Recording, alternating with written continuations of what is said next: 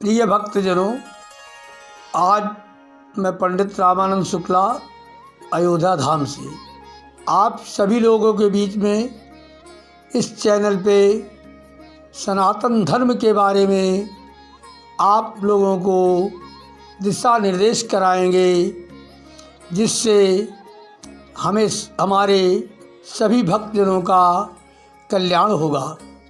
जैसे कि मर्यादा पुरुषोत्तम भगवान राम अयोध्या में जन्म लिए थे।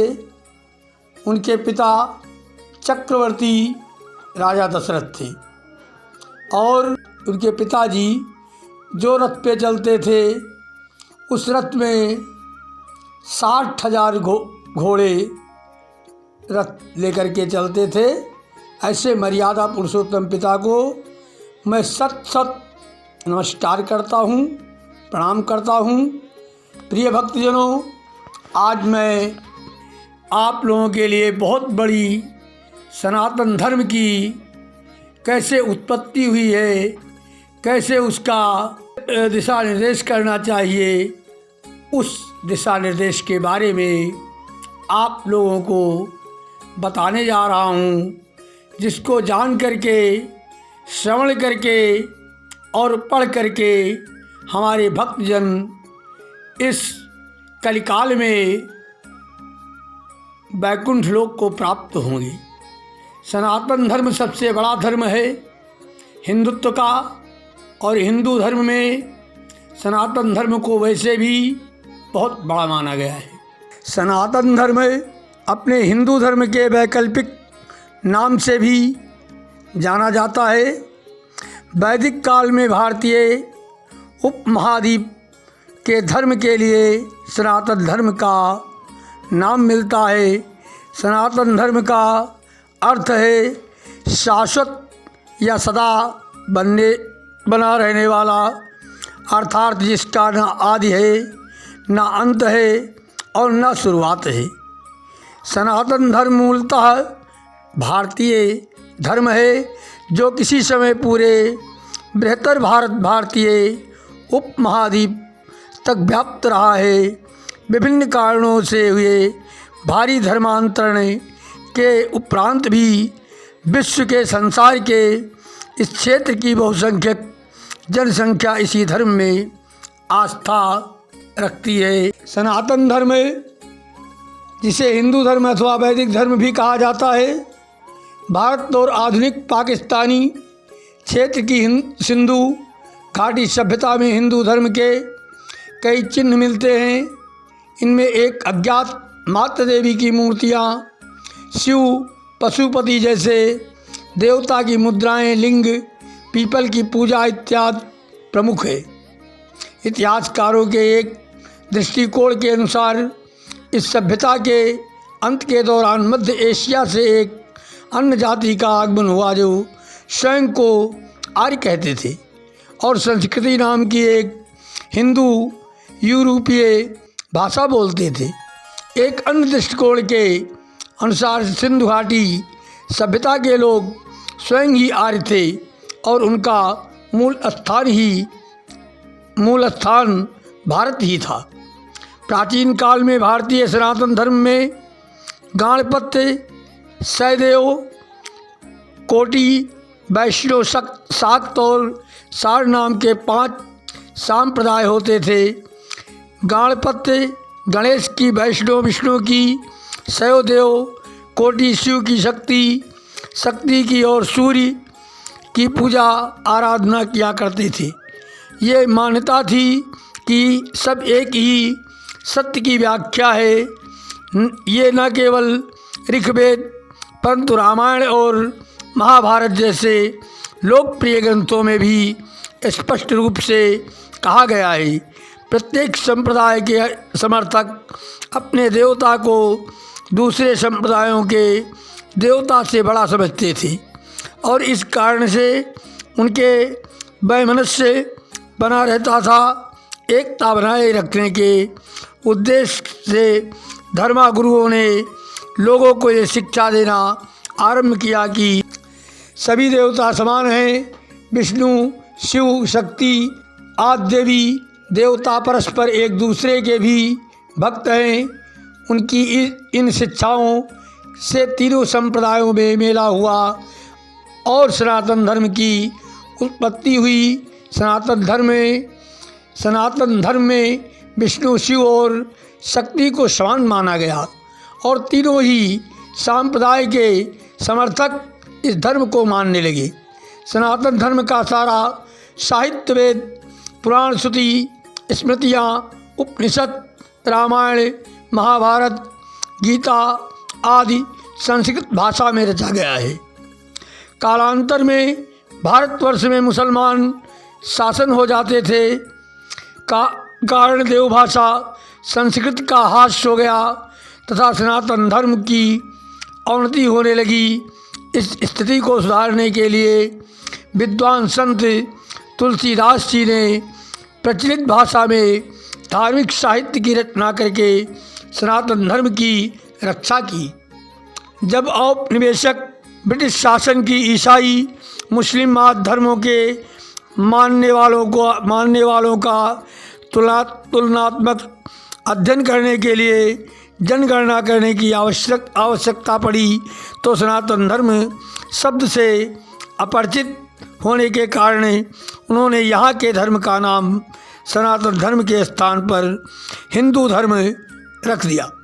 सनातन धर्म में आधुनिक और समसामयिक चुनौतियों का सामना करने के लिए इसमें समय समय पर बदलाव होते रहे हैं, जैसे कि राजा राम मोहन राय स्वामी, दयानंद, विवेकानंद आदि ने सती प्रथा, बाल विवाह, अप्रसन्नता जैसे असुविधाजनक परंपरागत कुरीतियों से असहज महसूस करते रहे। इन्हीं कुरीतियों की जड़ों धर्मशास्त्रों में मौजूद उन श्लोकों, मंत्रों को छेपक कहा या फिर इनके अर्थों को बदला और इन्हें त्याज्य घोषित किया तो कई पुरानी परंपराओं का पुनरुद्धार किया, जैसे विधवा विवाह, स्त्री शिक्षा आदि। यद्यपि आज सनातन का पर्याय हिंदू है, पर सिख, बौद्ध, जैन धर्मावलंबी भी सनातन धर्म का हिस्सा है, क्योंकि बुद्ध भी अपने को सनातनी कहते हैं। यहाँ तक कि नास्तिक, जो कि चार वाक दर्शन को मानते हैं, वो भी सनातनी हैं। सनातन धर्मी के लिए किसी विशिष्ट पद्धति, कर्मकांड, वेशभूषा को मानना जरूरी नहीं, बस वो सनातन धर्मी परिवार में जन्मा हुआ वेदांत, मीमांसा, चरवाक, जैन, बौद्ध आदि किसी भी दर्शन को मानता हो, बस उसके सनातनी होने के लिए पर्याप्त है। सनातन धर्म की गुत्थियों को देखते हुए कई बार इसे कठिन और समझने में मुश्किल धर्म समझा जाता है। हालांकि सच्चाई तो ऐसी नहीं है, फिर भी इससे इतने आयाम, इतने पहलू हैं कि लोग बाग कई बार इसे लेकर भ्रमित हो जाते हैं।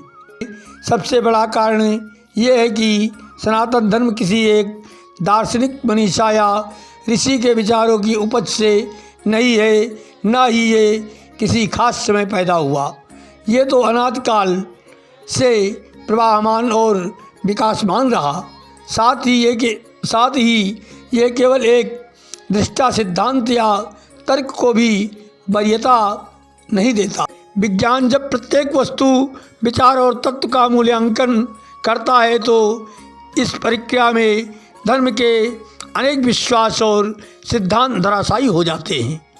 विज्ञान भी सनातन सत्य को पकड़ने में भी अभी तक कामयाब नहीं हुआ, किंतु वेदांत में उल्लेख जिस सनातन सत्य की महिमा का वर्णन किया गया है, विज्ञान धीरे धीरे उससे सहमत होता नजर आ रहा है।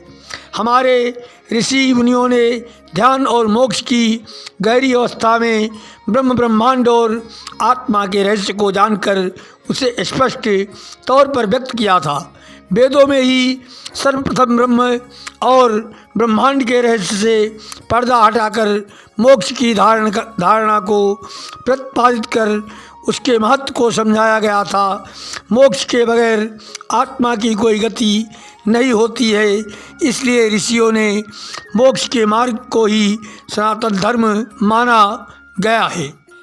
प्रिय भक्तजनों, मैं बहुत गूढ़ बात अयोध्या धाम से पंडित रामानंद शुक्ला आपके बीच में बताने जा रहा हूँ। आपको मार्ग दिशा एक नई देने जा रहा हूँ आज, क्योंकि हमारा सनातन धर्म तो बहुत पूर्व जन्म जन्मांतर से था, लेकिन जब यहाँ पर अंग्रेज आए, अंग्रेज़ों ने आकर के भक्तजनों हमारे सनातन धर्म का नाम हिंदू धर्म रखकर यहाँ से चले गए।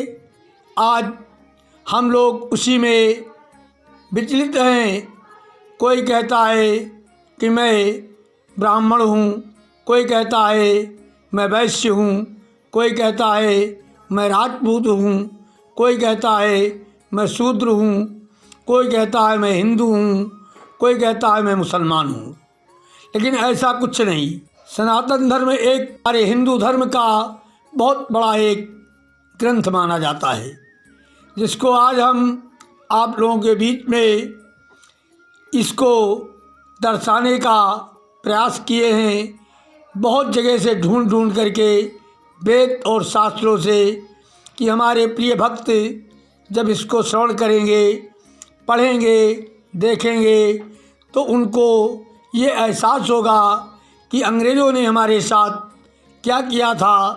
और आज एक गरीब परिवार से एक लड़का पंडित रामानंद शुक्ला अयोध्या धाम से हम लोगों को इस प्रकार के अच्छे अच्छे निर्देश दे रहा है, जिसके लिए मैं सभी भक्तजनों का सदैव आभारी रहूँगा। इसी के साथ हम अपनी वाणी को विश्राम देते हैं प्रिय भक्तजनों, और मैं यही आशा रखता हूँ कि सब लोग हमारे चैनल को सब्सक्राइब करेंगे और हम आगे आप लोगों को इसी तरह से बहुत अच्छे अच्छे विचार अनेक ग्रंथों से ढूंढ ढूंढ करके आप लोगों तक पहुंचाने का प्रयास करेंगे, क्योंकि धीरे धीरे हमारा सनातन धर्म जो है वो ख़त्म होता जा रहा है। इसलिए आप सभी लोग सचेत हो जाएं और अपने सनातन धर्म को फिर से वापस लाने का प्रयास करें। ये लोकतंत्र है और लोकतंत्र में सबका अधिकार है कि अपना विचार, अपने व्यक्तित्व, अपने हिंदुत्व और अपने जो मन में आत्मा में आए, जो वेदों में हो, शास्त्रों में हो, मैं उसको अनुवाद करके आप लोगों तक पहुंचाने का प्रयास करूंगा। सभी का आशीर्वाद हमारे साथ सदैव बना रहे और आप लोग सभी भक्तजनों इस ऐसी अच्छी चीज़ों को सुन करके सदैव सुखी रहें और आपका परिवार सुख समृद्धि में पले, यही कामना के साथ मैं अपनी वाणी को विश्राम देता हूँ। जय माता दी, जय सिया राम।